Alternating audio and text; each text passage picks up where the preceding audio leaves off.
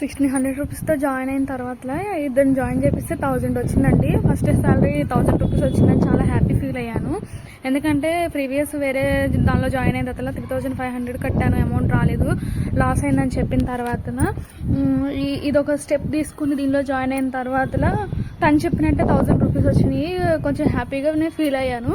But ఎక్కడో ఒక చిన్న డౌట్ ఉండిందనమాట. ఏంటంటే మనం అందరినీ జాయిన్ చేయించగలమా, మనం చెప్పగలమా, ఎవరితో మాట్లాడిన సర్కిల్ లేదు, మనం చెప్తే వినే ఫ్రెండ్స్ కానీ రిలేటివ్స్ కానీ ఎవరు లేరు అని చెప్పేసి చాలా డౌట్ పడ్డానండి.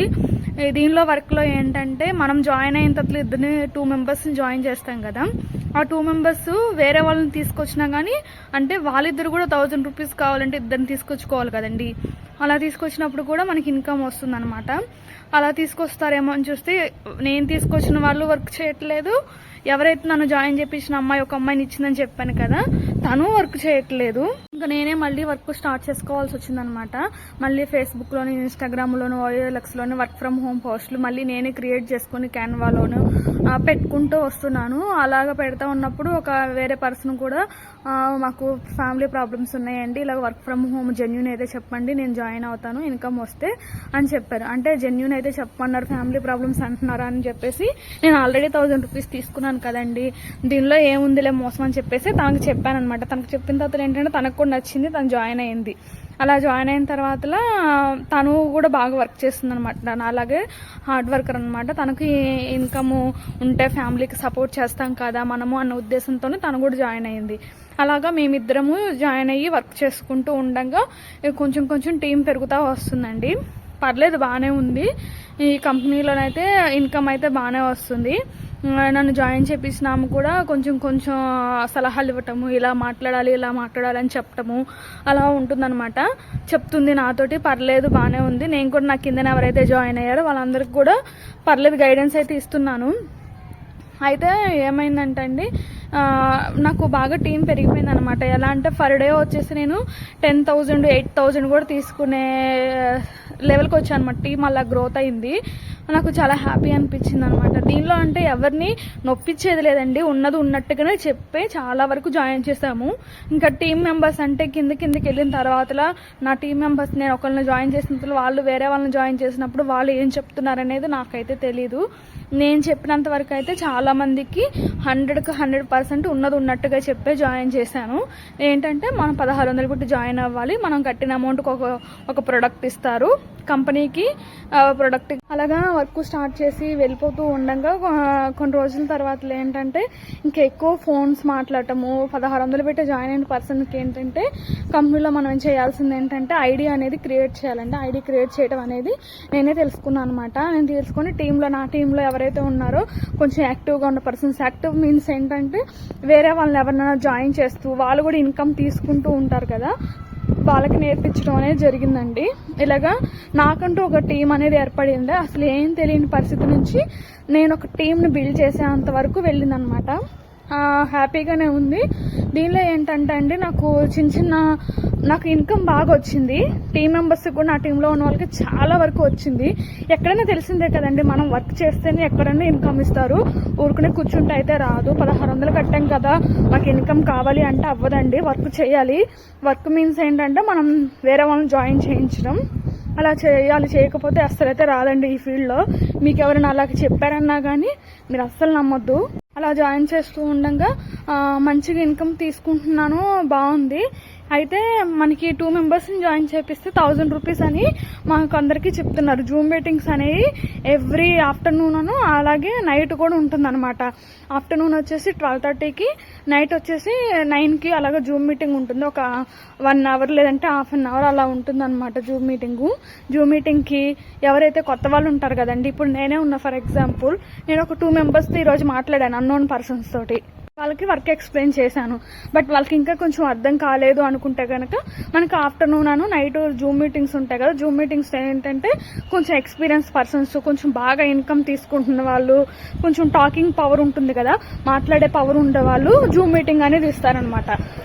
వాళ్ళు చెప్పే జూమ్ మీటింగ్కి మనం ఎవరినైతే కొత్తగా ఇన్వైట్ చేస్తామో వాళ్ళని ఆ జూమ్ మీటింగ్ తీసుకెళ్ళామనుకోండి, ఆ జూమ్లో ఎవరైతే చెప్తున్నారో వాళ్ళు చెప్పింది వాళ్ళకి అర్థమైతే కనుక వాళ్ళు జాయిన్ అయిపోతారు. జాయిన్ చేయించుకుంటూ టీం అనేది బాగానే బిల్డ్ అవుతుంది. ఇన్కమ్ కూడా మంచిగానే వస్తుంది. ఎండీ గారి నుంచి, డైరెక్టర్ గారి నుంచి పర్లేదు బాగానే చేస్తున్నారు, మంచిగా ఇన్కమ్ తీసుకుంటున్నారు, ఫ్యామిలీకి సపోర్ట్ అవుతున్నారు. ఇలాగ కాంప్లిమెంట్స్ కూడా వచ్చినాయి. నా టీం లీడర్ కూడా బాగానే సపోర్ట్ చేస్తున్నారు, బాగానే మాట్లాడేది అనమాట. నాకు ఎక్కడ చిన్న చిన్న డిస్టర్బెన్సెస్ అన్నీ వచ్చినాయి అంటే, కంపెనీలో స్టార్ట్ అయినప్పుడు నాకు కొన్ని విషయాలు చెప్పలేదు, కానీ నాకు ఇన్కమ్ వస్తుండేసరికి నేను అవి మర్చిపోయాను అనమాట. అంటే మనకి ఇన్కమ్ వస్తున్నప్పుడు మనం డిస్టర్బ్ చేసుకోవద్దు అని చెప్పేసి అవి నేను ఫర్గెట్ చేశాను, వదిలేశాను. అయితే కొన్ని ఎలా అంటే, నేను ఒక నార్మల్ పర్సన్గా, ఒక హౌస్ వైఫ్గా ఈ మార్కెటింగ్ అంటే నెట్వర్క్ మార్కెటింగ్ అనేది అసలు 0% కూడా నాకు ఐడియా లేదు. అలాంటి పర్సన్ని నేను వర్క్లోకి జాయిన్ అయిన తర్వాత నాకంటూ నేను మోటివేట్ చేసుకుంటూ, టీం లీడర్ చెప్పినవి కొంచెం వినుకుంటూ, టీం లీడర్ చెప్పిన ఒక్కదాని వల్లనైతే టీం అయితే పెరిగిపోదు కదండి. మనం కదా ఒక అన్నోన్ పర్సన్స్తో మాట్లాడి ఆ పర్సన్ వర్క్కి తీసుకురావడానికి ఒప్పించగలగాలి. అలా చేసి నా టీంని ఒక 2000-3000 మెంబర్స్ని చేసుకున్న తర్వాత కూడా కంపెనీ నుంచి కొంచెం మనకంటూ ఒక పేరు వచ్చిన తర్వాతలా, అలాగే కొంచెం ఐడెంటిఫికేషన్ వచ్చిన తర్వాతలా ఎలా అంటే జూమ్ మీటింగ్స్ చెప్పడానికి నేను కూడా రెడీ అయిపోయాను అనమాట. అంటే మనకంత ఎక్స్పీరియన్స్ వచ్చింది అనుకున్న తర్వాతనే నేను ఒక స్టెప్ ముందుకేసిన తర్వాతలా నాకు చిన్న చిన్న డిస్టర్బెన్సెస్ అనేవి తెలిసినాయి అనమాట. అవేంటంటే, ఇప్పుడు మనం జాయిన్ అయిన తర్వాతలో కంపెనీ నుంచి కొంచెం బాగా వర్క్ చేసే వాళ్ళకి కొంచెం సపరేట్గా చూడటం, ట్రీట్ చేయటం, మనకంటే వెనకాల వచ్చిన వాళ్ళని, వాళ్ళు వర్క్ చేసే వాళ్ళు అయి ఉండొచ్చు, బట్ మనం కదా ఫస్ట్ నుంచి వర్క్ చేస్తుంది. ఫస్ట్ ఏదైనా ప్రిఫరెన్స్ ఇవ్వాలంటే ఎవరికి ఇవ్వాలి?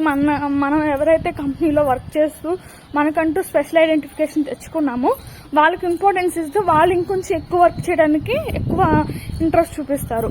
ఇక్కడ ఏంటంటే టోటల్ రివర్స్ జరిగిందనమాట. అవి జరగటమే కాకుండా వాటిని కొంత దూరం ముందుకు తీసుకెళ్లిపోయారు కూడా. తర్వాతలా మీకు తెలిసిందే కదా, నోటి మాట అనేది ఎవరి దగ్గర ఆగదు అనేది. అలాగా వేరే వాళ్ళ దగ్గర అనుకుంటూ నా వరకు వచ్చింది. అప్పుడు నాకు బాధేసింది అనమాట. ఏంటి ఇంత వర్క్ చేశాము, మనకి ఏం ఇంపార్టెన్స్ ఇవ్వకుండా ఇలాగ చేశారేంటి, వాళ్ళు ఏం చేశారు వర్క్, వాళ్ళు చేసి ఉండొచ్చు, కాదనట్లేదు. వాళ్ళు కూడా కింద నుంచి పైకి రావాలి కదా. డైరెక్ట్గా వర్క్ చేసి ఒక స్టేజ్కి రావటం వేరు, డైరెక్ట్గా వాళ్ళకి ఒక లెవెల్ అనేది ఇవ్వటం వేరు కదా. వాళ్ళు కష్టపడింది లేదు, ఇంత ఈజీగా వస్తుందా అన్న విధంగా ఉంటారు కదా అనేది నా ఒపీనియన్. అలాగా వాళ్ళకి ఇంపార్టెన్స్ ఇవ్వటం అని తెలిసింది. సరేలే, మనకి ఎందుకులే, ఎవరి ఇష్టం వాళ్ళది, మనకేదో వస్తుంది, మనకు వచ్చేంత వరకు చాలా అనుకున్నానండి. తర్వాతలా నా టీం లీడర్ కూడా నా దగ్గర కొంచెం దాచిపెట్టడం, అంటే ఇన్కమ్ పరంగా నాకు కొంచెం అన్యాయం చేసిందని తెలియటం, నేను తనని అడగలేకపోవటం, నేను డైరెక్ట్గా ఎండీ గారిని అడగటం, తను కూడా దాచిపెట్టడం. అలాగే కంపెనీలో కొన్ని లెవెల్స్ అచీవ్ అయితే దానికి టార్గెట్స్ ఏమి ఉండవండి. ఆటోమేటిక్గా మనము టీం పెరిగే కొద్దీ అచీవ్ అయ్యామనుకోండి, మనకి అవన్నీ ఇస్తారనమాట, గిఫ్ట్స్ అనేవి. ఆ గిఫ్ట్స్ అనేది ఇస్తానని చెప్పి ఇవ్వకుండా ఉంటాము. తర్వాతలా ఇంకా నాకు ఈ వర్క్ వద్దు, ఆపేద్దాము. అయితే మధ్యలో సడన్గా ఒక రోజు అండి నాకు డెంగ్యూ ఫీవర్ వచ్చిందనమాట. వర్క్ చేస్తూ ఉండగా డెంగ్యూ ఫీవర్ వచ్చింది.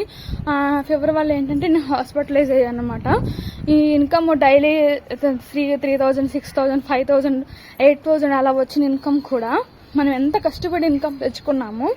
ఒక్కసారి అంటారు కదా ఆరోగ్యమే మహాభాగ్యం అని, అట్లాగా నేను హాస్పిటలైజ్ అయ్యేసరికి నాకు 80,000 ఖర్చు అయిపోయింది అనమాట. అప్పుడు నేను రియలైజ్ అయ్యాను అనమాట. ఎలా అంటే ఓన్లీ డబ్బు కోసమే మనం వర్క్ చేయవసరం లేదు, హెల్త్ కూడా ఇంపార్టెంటే. హెల్త్ ఉన్నా కానీ మనకి డబ్బును మనం సేవ్ చేసుకున్నట్టే అని అనిపించింది. ఆ టైంలో నేను ఈవెన్ ఎలా అంటే ఇంకా నేను లేను అన్న స్టేజ్కి వెళ్ళిపోయాను అనమాట. ఆ ఫీవర్ అంత సివియర్ అయిపోయింది నాకు. 1 month అప్పుడు ఖర్చు అయిపోయింది అనమాట. ఇంకా వద్దు అనుకొని ఇంకా నేను రీసేలింగ్ చేస్తున్నప్పుడు ఏంటంటే ఈ నెట్వర్క్ మార్కెటింగ్లో కూడా అంటే బాగా వర్క్ చేసే వాళ్ళ పేరు అనేది బయటకు ఆటోమేటిక్గా వెళ్ళిపోతుంది మనం వద్దన్నా కానీ. అలాగా నా పేరు కూడా వెళ్ళిందనమాట. వెళ్ళి వేరే నెట్వర్క్ మార్కెటింగ్ కంపెనీలో ఉన్న వాళ్ళు నాకు అప్రోచ్ అయ్యారు. మీరు ఆ కంపెనీలో వర్క్ మానేశారంట కదండి, మా కంపెనీలోకి రండి, మా కంపెనీలోకి వస్తే మీకు డైరెక్ట్గా ఈ స్టేజ్ ఇస్తాము, ఇక్కడ నుంచి మీరు వర్క్ స్టార్ట్ చేయొచ్చు, మీరు కింద నుంచి రావసరం లేదు, మీకు ఇన్కమ్స్ మంచిగా వస్తాయండి, మేము సపోర్ట్ చేస్తాము, మీరు ఎలా ఉండాలో మేము చెప్తాము, అక్కడ చేసినట్టు మీకు ఇక్కడ చీటింగ్ జరగదు అలా అని చెప్పేసి చెప్పారండి. అని ఆలోచించాను అనమాట. ఎందుకంటే నేను ఓన్లీ ఆ కంపెనీని నమ్ముకున్నానండి, దానికోసమే కష్టపడ్డాను. నాకు బాగా నచ్చింది, అక్కడ మనుషులు కూడా బాగా నచ్చారు. నాకు నచ్చందల్లా ఏంటంటే చీటింగ్ చేశారు అనేది ఒకటి నచ్చలేదు. ఇన్కమ్ పరంగా ఏమీ నాకు ఇబ్బంది లేదు, కానీ చీటింగ్ చేశారని అయితే నాకు క్లియర్ అండ్ క్లారిటీగా అర్థమైపోయింది. దానికోసమే నేను బయటకు వచ్చేసాను అనమాట. దీన్ని ఎలా పోర్ట్రేట్ చేశారంటే, అసలు నేను ఆ కంపెనీలో వర్క్ చేస్తూ డైలీ 3000 2000 తీసుకునే టైంలో కూడా నేను ఇక్కడ వర్క్ చేస్తూనే వేరే కంపెనీలో జాయిన్ అయ్యాను అన్నట్టుగా పోర్ట్రేట్ చేశానమాట. ఈ కంపెనీలో వర్క్ చేస్తే ఇక్కడ ఇన్కమ్ తీసుకుంటూ అక్కడ వర్క్ ఇన్కమ్ తీసుకోవాలని ట్రై చేస్తున్నారు అని చెప్పేసి.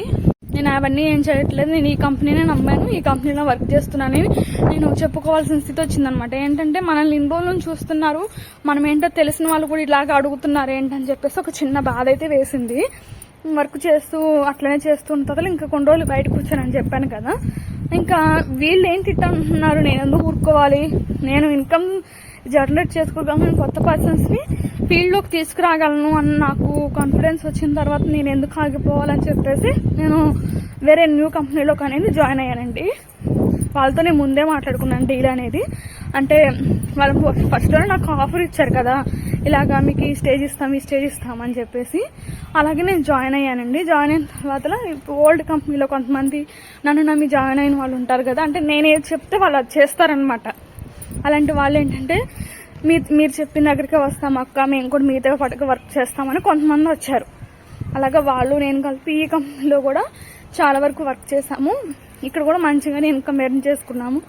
ఇక్కడ కూడా కొంచెం చీటింగ్ అనేది ఇంకా అర్థమైపోయింది అనమాట నాకు. కామన్ థింక్ ఇక్కడ నెట్వర్క్ మార్కెటింగ్ అనేది ఒకళ్ళు ఇన్కమ్ తీసుకుంటుంటే చూసి తట్టుకోలేరు, ఇట్లనే ఉంటుందని చెప్పేసి అర్థమైపోయింది. ఇంకా అక్కడ చేస్తుండగానే నాకు కొంచెం హెల్త్ ప్రాబ్లం వచ్చిందనమాట. మళ్ళీ ఇంకా ఈ డిస్టర్బెన్సెస్ మధ్యలో ఇంక వర్క్ చేయడం ఇష్టం లేక వర్క్ అనేది ఆపేశాను. ఈ వర్క్ ఫ్రమ్ హోమ్ అనేది ఏంటంటే చాలా వరకు ఫేకే ఉంటాయండి, నిజంగానే చెప్తున్నాను. ఎందుకంటే ఈ 3 years చేశానండి. మొత్తం మీద ఆగుకుంటూ చేస్తే, మొత్తం మీద కంటిన్యూగా చేస్తే, ఎట్లా చేస్తే నాకు ఈ నెట్వర్క్ మార్కెటింగ్ తెలిసి నా దృష్టికి వచ్చి 3 years అవుతుంది. ఈ 3 years టైంలో నేను చేసిన కంపెనీలు 2. ఈ 2 కంపెనీలో స్టాండర్డ్గా చేశాను. చేసిన వరకు ఇన్కమ్ కూడా బాగా తీసుకున్నాను. ఫస్ట్ కంపెనీలో మోసపోయాను కదా 3500 కట్టి, తర్వాత ఈ 2 కంపెనీలో మంచిగానే ఇన్కమ్ తీసుకున్నాను. కానీ ఈ 2 కంపెనీలో చేసేటప్పటికి నాకు చాలా కంపెనీస్ నుంచి ఆఫర్స్ వచ్చాయన్నమాట. మా కంపెనీకి వచ్చండి, మేము ఇలా మీకు ఆఫర్ ఇస్తాము, ఇలా ఆఫర్ ఇస్తాము, ఇలా ఉంటుంది అని చెప్పేసి లక్షల్లో కూడా కట్టించుకుంటారండి. కానీ అన్నీ నమ్మకూడదు, చాలా వరకు మోసాలు ఉంటాయి, చాలా వరకు చీట్ చేస్తారు. డబ్బులు ఎంచుకుని ఫోన్ తీయకపోవటం ఇలా ఉంటాయి అన్నమాట. మరీ అడిగితే మీరు ఎవరో మాకు తెలియదు, ఫోన్ బ్లాక్ లిస్ట్లో పెట్టడం ఇలా కూడా జరుగుతుంది. ఎంచుకునేటప్పుడే చాలా జాగ్రత్తగా ఎంచుకోవాలి. మ్యాక్సిమం తక్కువలో పోయేదైతేనే మీరు వర్క్ ఫ్రమ్ హోమ్ తీసుకోండి. వర్క్ ఫ్రమ్ హోమ్ చేయొద్దు అని అయితే నేను చెప్పను. దీనిలో కూడా జెన్యూన్ కంపెనీలు ఉంటాయి అన్నమాట. జెన్యూన్ కంపెనీలు ఏంటి అనేది ఆచితూచి చూసుకొని 1-2 సార్లు ఆలోచించుకొని మీరు పెట్టాలి అనుకుంటున్న అమౌంట్ వేలల్లోనే ఉండేటట్టు చూసుకోండి. అది మినిమం 1000 to 2000 మధ్యలోనే ఉండేలా చూసుకుని, అంతకంటే ఎక్కువ కంపెనీలు మీరు వర్క్ చేయలేరు. ఎందుకంటే 2000 ఉందంటే మళ్ళీ మీరు 2000 కంటే ఎక్కువ పెట్టే వేరే వాళ్ళని జాయిన్ చేయించాలి. ఖచ్చితంగా వర్క్ ఫ్రమ్ హోమ్ అంటే జాయినింగ్ ప్రాసెసే ఉంటుందండి, ఇంకా వేరే ఏముండదు. వాళ్ళు అబద్ధాలు చెప్పిన జాయిన్ చేసినా కానీ మీరు డైరెక్ట్గా అడిగేయండి జాయినింగ్ ప్రాసెస్ ఉందా అని చెప్పేసి. మీకు ముఖ్యంగా టాకింగ్ పవర్ ఉండాలి. ఒకవేళ లేకపోతే కనుక మీరు ఈ వర్క్ ఫ్రమ్ హోమ్ చేయాలంటే ఇంప్రూవ్ చేసుకోవాలి ఖచ్చితంగా. వేరే వాళ్ళతో మాట్లాడే విధానం నేర్చుకోవాలి. ఫస్ట్ ఎదుటి వాళ్ళు చెప్పింది వినగలగాలి. విన్న తర్వాత ఓపిక్గా వాళ్ళు చెప్పిన దానికి అంతా మనకి ఏమైనా తెలిసి సలహా ఇవ్వాలి. మాక్సిమం వర్క్ ఫ్రమ్ హోమ్ ఎంచుకునేది ఏంటంటే ఫ్యామిలీకి సపోర్ట్ చేయాలను, లేదంటే వాళ్ళు ఇన్కమ్ పరంగా చాలా వెనకబడి ఉంటాము, లేదంటే వాళ్ళకంటూ వాళ్ళు ఓన్గా ఐడెంటిఫికేషన్ తెచ్చుకోవాలను ఈ ఫీల్డ్కి వస్తారు. అలా వచ్చిన వాళ్ళని ఏంటంటే వాళ్ళు ముందే చెప్పేస్తారు, నాకు ఇలా ఫ్యామిలీ ప్రాబ్లమ్స్ ఉన్నాయండి, మా హస్బెండ్కి సపోర్ట్ చేయాలనుకుంటున్నాను, లేదంటే నేను ఇంత చదువుకున్నానండి, డిగ్రీలు, ఎంబీఏలు, ఎంఎస్సీలు, అంతంత పెద్ద పెద్ద చదివిన వాళ్ళు కూడా ఈ వర్క్లో జాయిన్ అవుతారండి ఖచ్చితంగా. అయితే వాళ్ళకి ఏంటంటే బయటికి వెళ్ళి జాబ్ చేయలేరు, అంత చదువులు చదివి ఫ్యామిలీలో ఒప్పుకోరనమాట. చిన్న పిల్లలు ఉంటారు. అలాంటి వాళ్ళు ఏంటంటే ఈ వర్క్ ఫ్రమ్ హోమ్గా అప్రోచ్ అవుతారనమాట. వాళ్ళకి ముందుగానే చెప్పేసేయాలన్నమాట. ఒకవేళ మీరు వర్క్ ఫ్రమ్ హోమ్లో ఉంటే ఆ కంపెనీలో ఏమైతే conditions and terms and conditions ఉంటాయో ముందే మీ క్లయింట్కి చెప్పేయండి.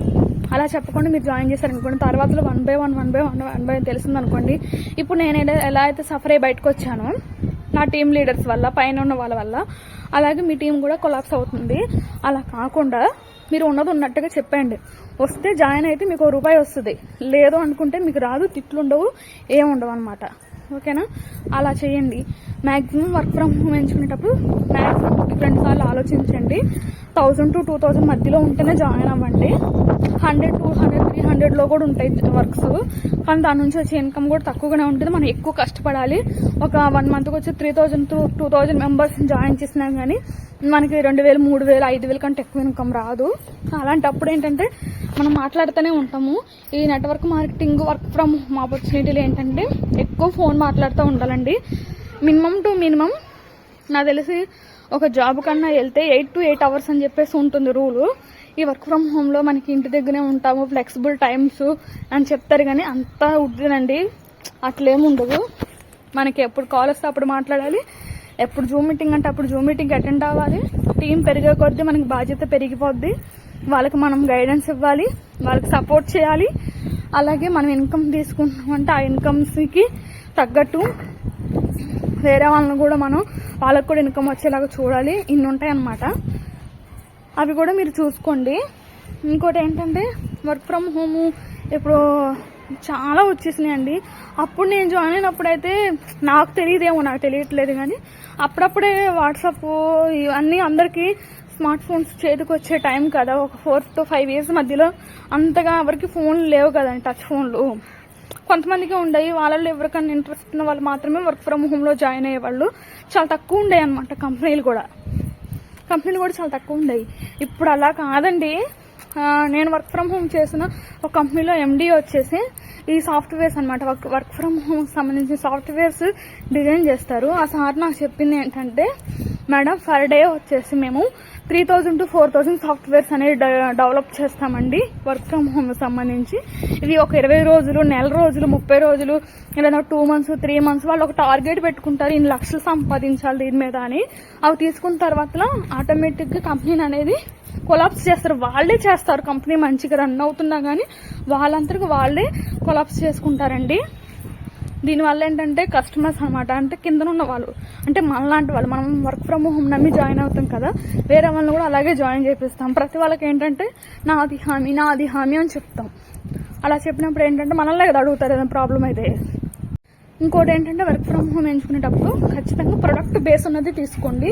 అంటే మనం పెట్టే రూపాయికి వాళ్ళు చాక్లెట్ ఇచ్చినను మీరు హ్యాపీగా ఫీల్ అవ్వాలన్నమాట. ఏమి ఇవ్వకుండా మీరు 5,000 కట్టండి, 10,000 కట్టండి, 20,000 కట్టండి, ₹1,00,000 కట్టండి, మీరు 1,00,000 కడితే 3 లక్షలు ఇస్తాము, 50,000 కడితే 15 లక్షలు ఇస్తాము, ఇట్లా చాలా కంపెనీలు ఉన్నాయి. అలాంటి వాటి జోలికి అస్సలు పోవద్దండి, ప్లీజ్ చెప్తున్నాను. అవంతా ఫ్రాడ్, రాను కూడా రావు. మనకు వస్తాయేమో, మనం వేరే వాళ్ళకి చెప్తాం కదా మనకు వచ్చినాయి అని, అప్పుడు రావన్నమాట. అప్పుడు మన ఇంటి ముందుకు వచ్చి కూర్చుంటారు వాళ్ళు. మనం చేసేది ఏంటంటే వర్క్ ఫ్రమ్ హోమ్లో ఏంటంటే ఫస్ట్ అప్రోచ్ అయ్యేది ఫ్రెండ్స్కి, ఫ్యామిలీస్కి ఇలా అప్రోచ్ అవుతాము.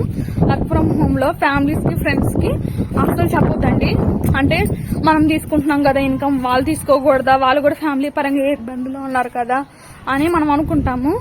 బట్ ఏంటంటే మనకున్న ఇంట్రెస్ట్ వాళ్ళకు ఉండకపోవచ్చు, మనం చెప్పిన దానికి వాళ్ళు ఇంట్రెస్ట్ పడి జాయిన్ అవ్వచ్చు. అలా జాయిన్ అయిన వాళ్ళు వర్క్ చేయలేకపోవచ్చు. అలా వర్క్ చేయలేకపోవటం వల్ల మనల్ని తిట్టుకుంటారనమాట. నువ్వు చెప్తేనే జాయిన్ ఇలా ఫింగర్ చూపించి మరి మనకి ఏది చూపిస్తున్నారు. దానివల్ల ఏంటంటే వాళ్ళు పెట్టిన అమౌంట్ ₹1 అయ్యి ఉండొచ్చు, కానీ వాళ్ళ నుంచి వచ్చే బాధ మాత్రం మీకు లైఫ్ లాంగ్ ఉంటుంది. నేను ఫేస్ చేశాను. అందుకని మీరు ఫ్యామిలీస్కి, ఫ్రెండ్స్కి చెప్పొద్దు. ఫ్రెండ్స్ని దూరం చేసుకుంటాము, ఫ్యామిలీ వాళ్ళని కూడా మ్యాక్సిమం దూరం అయిపోతాము. అసలు అంటే మాటలు ఉండవు అనమాట, ఇంకా గొడవ పడ్డట్టు అయిపోద్ది. డబ్బు ఇచ్చన్నా పగ తెచ్చుకోవాలి, పిల్లని ఇచ్చన్నా పగ తెచ్చుకోవాలంటారు కదా, అలా అయిపోద్ది అనమాట మన లైఫ్. అందుకనే ముఖ్యంగా చెప్తున్నాను, ఫ్రెండ్స్ జోలికి, ఫ్యామిలీ జోలికి వెళ్ళొద్దు.